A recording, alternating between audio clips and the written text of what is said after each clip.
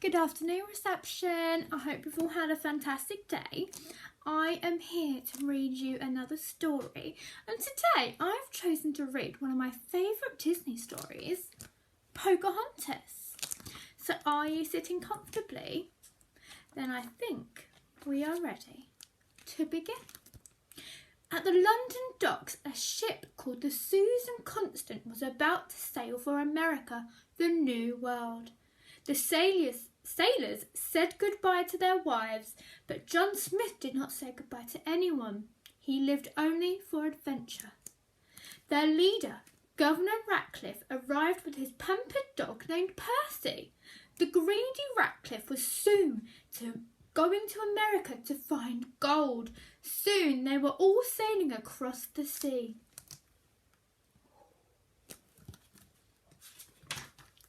John Smith became friends with Thomas, a young man who wanted to settle in America. Thomas had never been to sea before. Thomas learned that crossing the ocean was very dangerous. During a terrible storm, he was swept overboard. "Help!" cried Thomas. "Save me!" John Smith quickly jumped into the crashing waves to save his friend, and soon they were both safely back on board the ship. "That was refreshing," Smith joked. The brave men sailed on to the New World. But America was not a new world to the peaceful people already living there. One tribe was led by Chief Powhatan. He had a beautiful daughter named Pocahontas. Pocahontas loved to have fun. She also loved exploring the river with her animal friends. Meeko, a raccoon, was even more mischievous than his human friend, and a hummingbird named Flip tried to keep them both out of trouble. One day, Pocahontas went to the enchanted glade to talk to Grandmother Willow. The magical tree was very wise. Pocahontas told Grandmother Willow her problem. "My father wants me to marry Cocoam, but Cocoam is such a serious warrior. What should I do?" "You must follow your own path," Grandmother Willow advised. "But how will I find my path?" Pocahontas asked. The wise tree answered, "You must listen with your heart." So Pocahontas listened. She listened very hard, and then she heard two strange words. Strange clouds.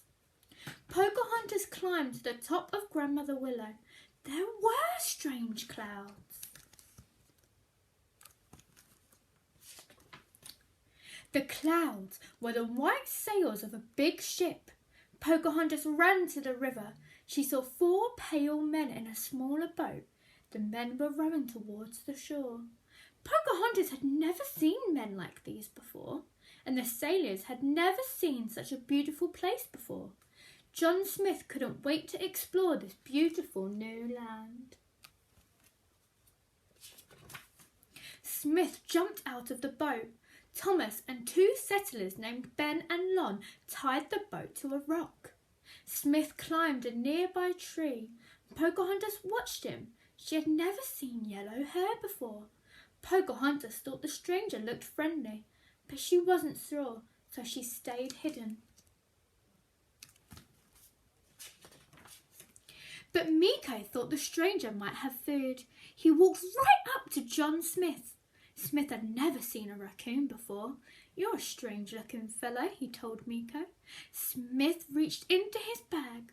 "Would you like a biscuit?" Meeko liked the biscuit very much. Back in the village, the rest of the tribe had already learned about the stranger's arrival. Kikita, the medicine man, said the strange men were beasts, very different from the Powhatan people. Chief Powhatan sent some warriors to watch the strangers. He told the rest of his people to stay away from them. "Let us hope the strangers do not intend to stay," he added. Powhatan didn't know that Pocahontas and Meeko were still following John Smith. Pocahontas was curious, and Meeko wanted more biscuits. John Smith had never seen such a wonderful land. America was wild and free. He stopped at a beautiful waterfall, and suddenly Smith heard something close by. He looked around. Who's it going to be? Pocahontas hid behind the waterfall. Smith could see a figure beyond the water. He aimed his gun, ready to shoot. Pocahontas couldn't see Smith any longer. She stepped out into the open. Smith was surprised. He had expected to see a fierce warrior, but instead he saw a beautiful girl. Pocahontas and Smith stared into each other's eyes.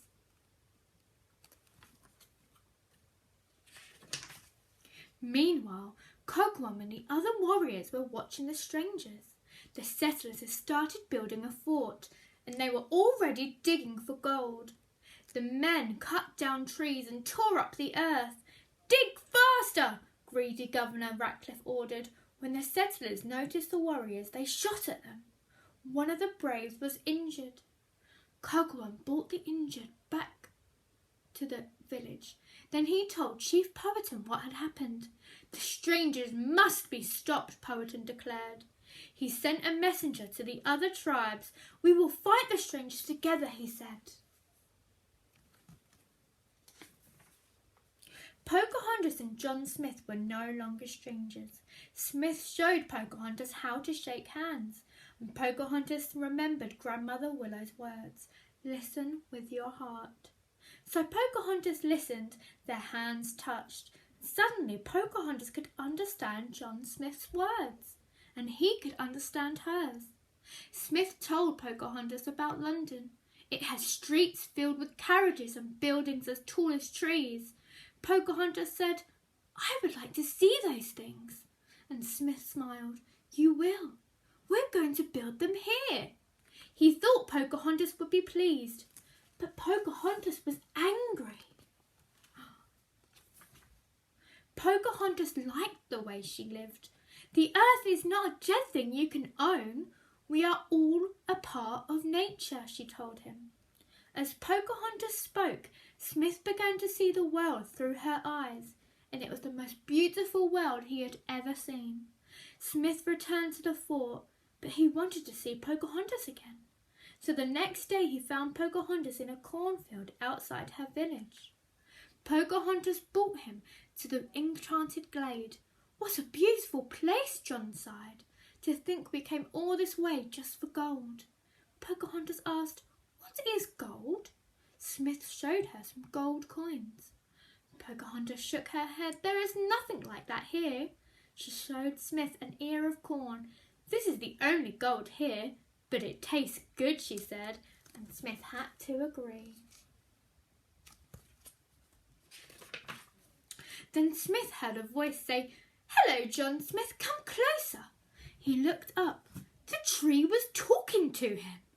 Pocahontas introduced him to Grandmother Willow. "He has a good soul, and is handsome too," the wise tree told Pocahontas. Smith grinned. "I like her," he said to Pocahontas. And suddenly Smith heard Ben and Lon calling him. He was afraid his friends might hurt Pocahontas. "We can't let them see us," he whispered to Pocahontas, and they hid behind the big tree. As the men approached, Grandmother Willow used her roots to trip Ben and Lon. "The tree moved!" Ben shouted. They were so scared they ran away. Pocahontas and Smith agreed to meet that night. Then they both hurried home. When Pocahontas reached her village, she saw warriors from many other tribes. They were all ready for war. Pocahontas said, "Father, we do not have to fight. There must be a better path." But Chief Powhatan saw no other way to save the land. John Smith tried to stop the war too. Governor Ratcliffe would not listen. "The Indians have our gold, and I'm going to get it." "But there is no gold," Smith cried.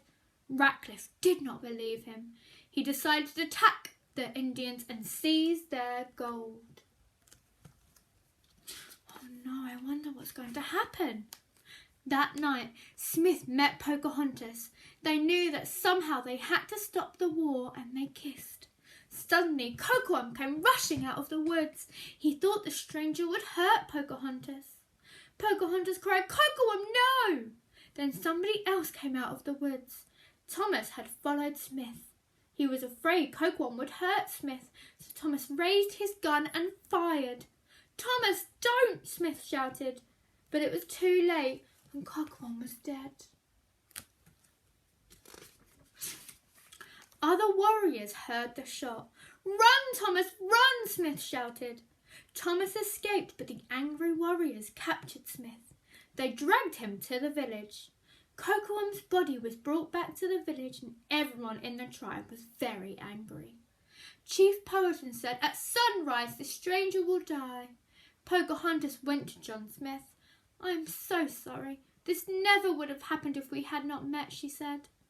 "I would rather die tomorrow than live 100 years without knowing you," Smith said softly. Pocahontas knew she had to save him, but how?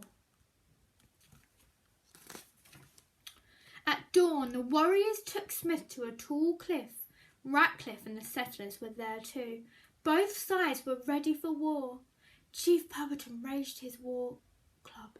Then Pocahontas ran up. She threw herself between her father and John Smith. "If you kill him, you will have to kill me too. I love him, father," Pocahontas cried.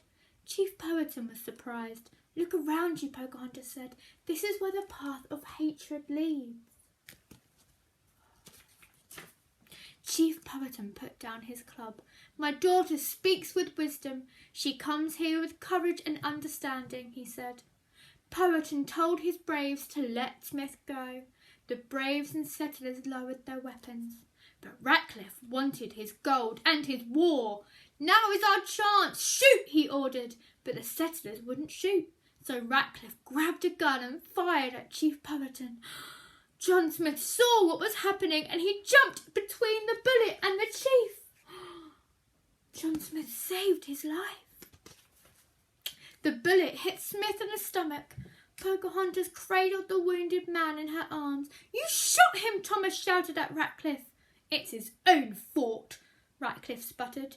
But the settlers knew that Ratcliffe was wrong.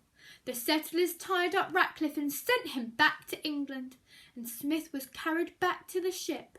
He felt no pain. All he felt was love for Pocahontas and her wild, free land.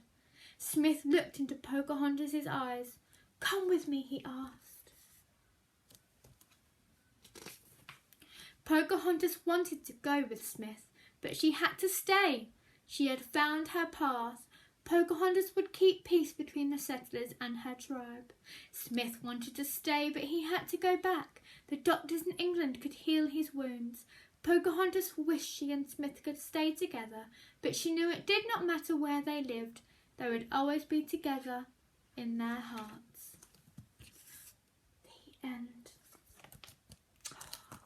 I love that story. It's one of my favourite Disney stories. I hope you enjoyed it, and I hope you have a fantastic afternoon. I'll see you tomorrow. Adios.